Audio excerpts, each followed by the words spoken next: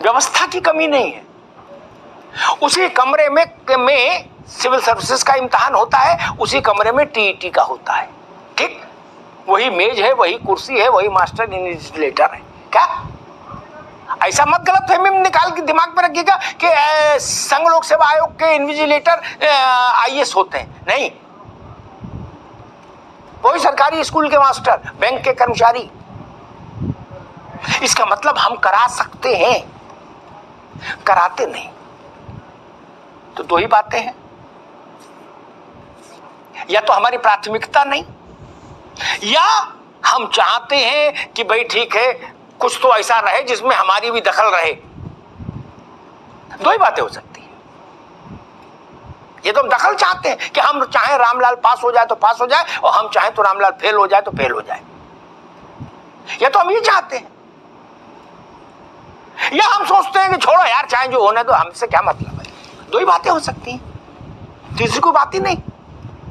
मैं देख रहा था कि 5G लॉन्च हुआ है। कहा गया कि देश में इससे आर्थिक क्रांति आएगी, संचार क्रांति आएगी, शिक्षा और चिकित्सा जैसे क्षेत्र में बड़ी छलांग भारत लगाएगा। ठीक बात है, लेकिन मेरी चिंता यह है 4G में तो ये हाल है पंडित जी, 5G के बाद क्या होगा? फिर कौन सा इम्तिहान हो पाएगा? बहुत अच्छे से जो आपने बिल्कुल ठीक कहा, सरकारें चाहती थी कि जो हम चाहे वो हो। अब हम ठीक, अब मसला ये ठीक है भैया, अब मसला ये कि हम कसौटी किसको रखेंगे? मुझे लगता है कसौटी परीक्षार्थी होना चाहिए, नेता नहीं, अधिकारी नहीं। सरकार सर्टिफिकेट देने से दूर रहे। सारी सरकारों से मैं यही कहता रहा कि आप सर्टिफिकेट मत बांटिए कि सब ठीक हुआ। आप नहीं, जो लोग इम्तिहान दे रहे हैं अगर वो कह रहे हैं और प्रमाण दे रहे हैं कि ये इम्तिहान ठीक नहीं हुआ, तो हमें उस इम्तिहान कराने वाली संस्था के विरुद्ध निर्णायक कार्रवाई करनी चाहिए। उत्तर प्रदेश में दरोगा भर्ती हुई, उसमें हजारों हजार छात्रों ने हजारों किस्म के साक्ष्य रखे। हाईकोर्ट में भी मामला है, अधिकारियों ने समझा दिया नहीं नहीं सर ये तो ऐसे ही है, सब ठीक है। बोले अच्छा सब ठीक है, चलने दो। ये तरीका ठीक नहीं लोकतंत्र में। ये हमारे बच्चे हैं, इन बच्चों के लिए आयोग है, ये आयोग के लिए बच्चे हैं। उल्टी गंगा चलाएंगे क्या हम? ये बच्चों के लिए पद है, आयोग है, व्यवस्था है, या इन पदों के लिए और आयोगों के लिए बच्चे हैं? ये पाप नहीं हो सकता। पुरानी सरकार थी मीसम जैदी की पार्टी की, तो मैंने तब एक बार कहा था इस बात को उस सरकार के सबसे बड़े चेहरे से। उन्होंने कहा कि हमारा ऐसा ऐसा, उन्होंने अपनी बात रखी। मैंने उनसे कहा कि आपने कितने भर्ती चयन बोर्डों के कितने सदस्य और चेयरमैन को जेल भेज दिया? वही बात मैं मनोज पंडित की पार्टी की सरकार से कहूंगा। किस्सा कहानी नहीं, कितनों को जेल भेजा, मुझे नाम लिस्ट भेज दीजिए। और नहीं भेजा तो क्यों नहीं भेजा? एक चेन छीनने वाले को हम जेल भेज देते हैं, मोबाइल छीनने वाले को भेज देते हैं, ठीक? सारे अपराधी जेल जाते हैं क्या? और अब तो जेल वो तख्ती लगा के भी आ रहे हैं। इसी फोटो में मैं देखता हूं कि हमें गिरफ्तार कर लो बाबूजी, ठीक? जब इतना है रौला, तो जिस संस्था के द्वारा परीक्षा दरोगा की कराई गई, उस संस्था के चेयरमैन, सेक्रेटरी और मेंबर्स के खिलाफ गैंगस्टर लगा के उनको अंदर क्यों नहीं कर दें? हम क्यों नहीं करते? इससे बड़ा कोई विश्वासघात हो सकता है? नौजवान के सपनों पर तुषारपात। जिस संस्था ने लेखपाल की भर्ती कराई, 8,000 पद, 15,000 मुन्ना भाई घोषित हो गए, वो लोग जेल कब जाएंगे? मेरे जीते जी जाएंगे कि गुजर जाने के बाद जाएंगे? क्यों नहीं जेल गए? कोई रिश्ते उनसे क्या लेना देना है? जेल भेजिए। मैं फिर एक ताबीज देता हूं, ऐसी बहसें मैं 1000 कर लूं, मुझसे हर दिन प्रदेश भर के नौजवान कहते हैं कि आप इस पर बहस करिए, इस पर बहस करिए, बच्चे चाहते हैं, लेकिन उससे कुछ होता इसलिए नहीं जब तक हम ये तय नहीं करेंगे। एक भर्ती आयोग के 10-5 बड़े चेहरों को जेल भेज दीजिए, डासना में एक लोटा थाली कंबल लेके एंट्री ले, ठीक। सारे आयोग नहीं सुधर जाए मनोज पंडित तो मैं पत्रकारिता छोड़ दूंगा, कोई मीटिंग लेने की जरूरत नहीं रहेगी, सब रॉकेट लॉन्चर की तरह से, चीते की तरह से काम करते नजर आएंगे।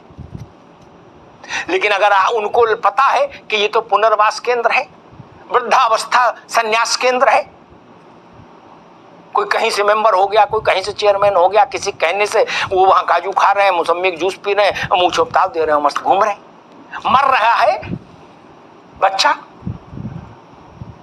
ये बच्चा हमारा है, ये क्यों नहीं समझते भाई आप लोग? ये भाजपा कांग्रेस का सपा बसपा का नहीं है, ये इस प्रदेश का, इस देश का बच्चा है। इनकी जवानी को आप इतने सस्ते में लेंगे? 8-8, 10-10 साल ये संघर्ष में गुजार दें, जिस समय ये देश में योगदान दे सकते हैं उस समय ये सड़क पर है, अदालतों में खड़े हैं। ये देश का नुकसान है, प्रदेश का नुकसान है।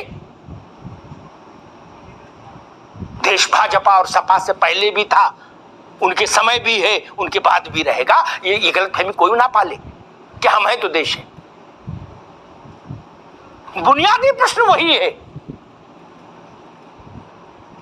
एक परीक्षा हुई थी टीईटी की, उसके बाद दूसरा इम्तिहान हुआ, वो चलो ठीक हो गया। उसमें मुझे पता लगा भाई पर्चा आउट हो गया, लाखों बच्चे बैठे, 20-22 लाख रोने चिल्लाने लगे। पता लगा जो मुंडन के कार्ड छापता था उस बेहुदे को पर्चा छापने को दे दिया, उसने पर्चा बांट दिया सबको। उसको आजन्म कारावास क्यों नहीं हो? इससे बड़ा पाप कोई होगा? मनोज जी, बड़ा आदमी चुनाव भी लड़ता है, 20-25-50 लाख रुपए, 10-20 करोड़ रुपए लगा के हार भी जाए ना तो उसकी सेहत पे बहुत फर्क नहीं होता, ऐसे झाड़ देता है। क्या 200-500 करोड़ का आदमी क्या फर्क पड़ रहा है? लेकिन ननकू के लड़के से पूछिए और रज्जाक के लड़के से पूछिए जाके, क्या उसकी पढ़ाई में घर का खेत गिरमी हो गया होगा, घर का खेत गिरमी हो गया होगा, अम्मा का बिछुआ पायल गिरमी रखा होगा। उनके साथ ये नहीं हो सकता। बड़े लोगों के साथ हो जाए ऊंच नीच, मुझे बहुत फर्क नहीं पड़ता, लेकिन ये भारत की आत्मा है, ये उत्तर प्रदेश की आत्मा है, ये उत्तर प्रदेश का मन है। बच्चे, इनके साथ ये अन्याय मत करिए। मैं योगी जी से कहूंगा, दरोगा भर्ती हो, लेखपाल का मसला हो, या ये जो पीईटी है 2022, उन तो पुरानी दोनों जो भर्तियां हैं जिनमें शुचिता नहीं रही, उन भर्तियों को कराने वाली एजेंसियों के प्रमुख लोग जेल जाने चाहिए। सरकारी तामझाम में उनको बचाने की कोशिश नहीं होनी चाहिए, उनको जेल जाना ही चाहिए। और इस परीक्षा के लिए मैं अनुरोध करूंगा, बच्चियों के सेंटर जिले से बाहर नहीं हो, जो नौजवान, जो युवा हैं, उनके सेंटर समवर्ती जिले में रख दीजिए, जो सीमावर्ती जिला हो। फर्रुखाबाद का बच्चा है, कन्नौज में इम्तिहान करा दीजिए, टेम्पू से चला जाएगा। मैनपुरी का बच्चा है, इटावा में इम्तिहान करा दीजिए। बलिया का बच्चा गाजीपुर में इम्तिहान दे ले, गाजीपुर वाला बलिया में दे ले, टेम्पू से चला आ जाएगा, मोटरसाइकिल पर चला जाएगा भाई के साथ।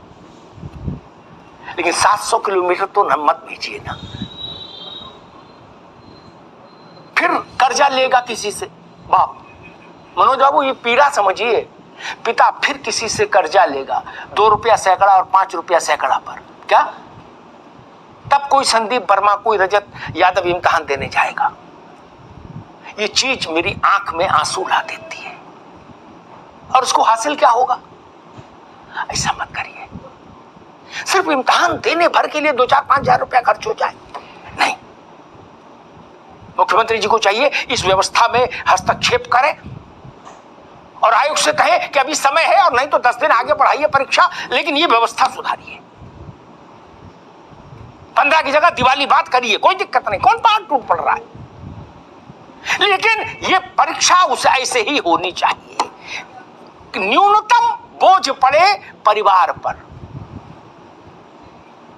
हिंदुस्तान और उत्तर प्रदेश का जो बहुसंख्यक व्यक्ति है वो आज भी गरीब है। सरकारी या कागजों में क्या लिखा है मैं उस बहस में नहीं जाऊंगा, लेकिन मनोज जी इस बात से सहमत होंगे, मीसम जैदी भी, कि अगर हमको 80 करोड़ लोगों को मेरे भाई गेहूं देना पड़ रहा है, चावल देना पड़ रहा है जिंदा रखने के लिए 80 करोड़, तो उनका बच्चा गाजियाबाद से गाजीपुर तक कैसे चला जाएगा इम्तिहान देने? कैसे चला जाएगा? इसलिए कृपा करो भाई, ये अन्यायपूर्ण व्यवस्था है, ये क्रूरतापूर्ण व्यवस्था है। हम अपने बच्चों को पारदर्शी इम्तिहान और जिले में इम्तिहान भी नहीं दे सकते क्या? नौकरी तो बात की चीज है। मैं बहुत भावुक मन से सरकार से कहूंगा इस व्यवस्था को बदल दीजिए। हमारे शहर की, प्रदेश की बच्चियों के पांव में इसलिए छाले नहीं पड़े कि उनको पीटी का इम्तिहान देना है।